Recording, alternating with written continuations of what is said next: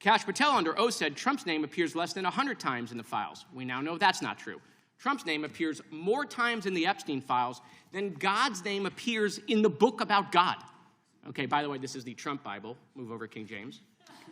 Trump's name also appears more times in the Epstein file than Harry Potter's name appears in the 7 books about Harry Potter. Lutnick says that in 2008, he went to Epstein's home, says he had a massage table in the living room, that Epstein said he got one every day, that it was the right type of massage. Representative Jared Moskowitz just walked into a hearing with a prop that sent Attorney General Pam Bondi into a tailspin, and it wasn't a 4,000-page spending bill. It was the Trump Bible and a binder full of secrets. We've heard for a year that the Epstein files were a priority, that the list was sitting right on the desk, but when the cameras turned on, the story changed. Stick around until the end, because when Moskowitz asks Bondi to read from her own burn book, her reaction tells you everything you need to know about who this administration is actually protecting. Hit subscribe. We're diving into the receipts they don't want you to read. Thank you, Mr. Chairman. Good morning, Attorney General Bondi. Good afternoon. Oh, you're right. Good afternoon. It's been a long day. I wrote this morning. We've known each other a long time, and I'll always be appreciative for your assistance when you were Attorney General in Florida after the shooting at my high school at Marjory Stoneman Douglas in my hometown of Parkland when we passed a bipartisan bill, the Marjory Stoneman Douglas School Safety Act, which was the largest policy response to a school shooting in American history. Your department also prosecuted to the fullest extent of the law a constituent of mine and former felon that had plans to kill me when he was picked up by law enforcement after he was target practicing in his backyard with 2 rifles, a scope, a silencer, 3,000 rounds of ammunition, an anti-Semitic manifesto. My name was the only name on their target list, and my kids found out about this from their friends at school. So thank you. However, the most transparent administration in American history. Before Trump, we didn't know the word transparency, apparently. It's been 12 months since you gave Republican influencers part 1 of the Epstein files. You said the list was on your desk. Then a memo came out and said that there was no list. Phase 2 of the binders never happened.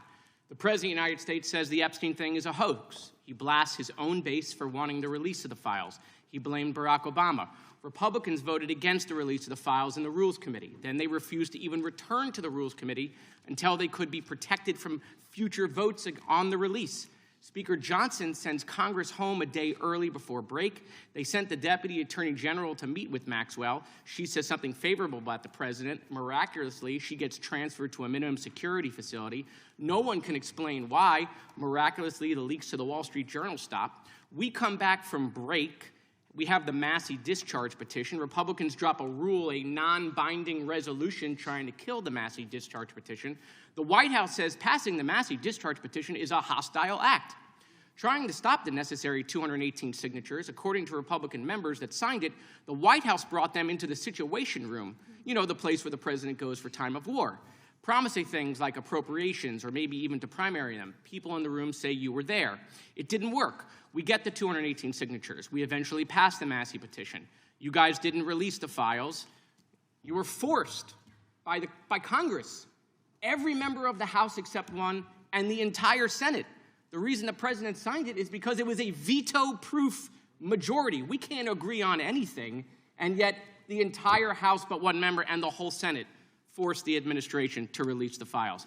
Kash Patel under oath said to Senator Kennedy, the FBI is not in possession of any credible evidence that Epstein trafficked girls to anyone but himself. We know now that's not true. According to documents, Epstein had a worldwide trafficking ring. Girls from Poland, Czechoslovakia, Russia, Paris, modeling agencies sending him girls. He even had a relationship with a summer camp where he groomed girls at a picnic table. Ghislaine Maxwell says 29 Epstein associates cut secret DOJ deals. Turns out there is a list. 6 names readily available if you unredact them. Co-conspirators named, but we got them when you unredact them. Maxwell recently tells a House Oversight Committee that she wants clemency to release more names.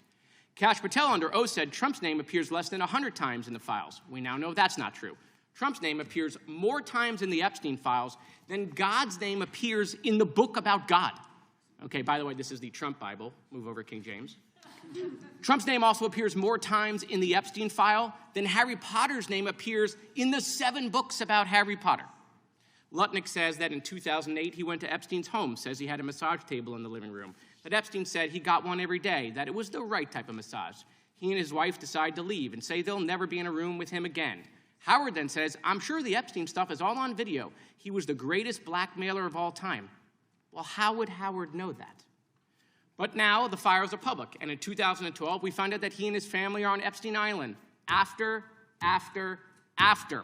Epstein pled guilty to state charges. I'm from Florida. I take my family to Disney World, not to Epstein Island.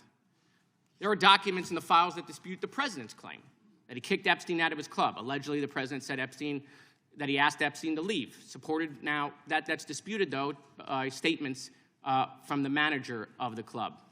Now, Madam Attorney General, I have like 25 seconds left. So because I'm curious, and I'd like to see you flip to the Jared Moskowitz section of the binder. I'm interested to see what staff provided on the oppo on me, and because we're in the Olympics, I'm going to give it a grade. I just want to see how good it is. So give me your best one. So first of all, nothing is funny about mocking the Bible and holding up a Trump Bible. That's what you did. You made a joke, and I find offense to that. That's all I have to say. I want it from the burn book. Shame. I want it from the burn book. Which is the best one? What you got? Moskowitz didn't just summarize the Epstein files. He gave us the word-for-word breakdown that makes the official story look like a parody. For 12 months, we were told there was a list. Then we were told there was no list. Then we were told the whole thing was a hoax. But the receipts don't lie. According to the documents Moskowitz entered into the record, we aren't just looking at one man. We are looking at a worldwide trafficking ring with partners that are currently hidden. There are 6 names, just 6 names, that are sitting there, ready to be revealed if someone just has the courage to reveal them. Instead, what do we get? We get a Deputy Attorney General meeting with Ghislaine Maxwell, followed by a lucky transfer to a minimum security facility. This is the rule of experts and the 2-party protection scheme in real time. They create a crisis of openness, demand your trust, and then hide the waste, or in this case, the predators, behind layers of government hiding. Bondi sat there as the example of this gatekeeping. Moskowitz pointed out that the House and Senate had to practically drag these files into the light with a veto-proof majority because the administration wouldn't budge. It wasn't about justice for the victims. It was about protecting the business model of the elite. When you can't argue with the facts, you attack the messenger. Watch how Bondi changes direction. She doesn't address why Trump's name is in the files more than a made-up wizard. She doesn't explain the 29 associates who cut secret DOJ deals. Instead, she gets offended.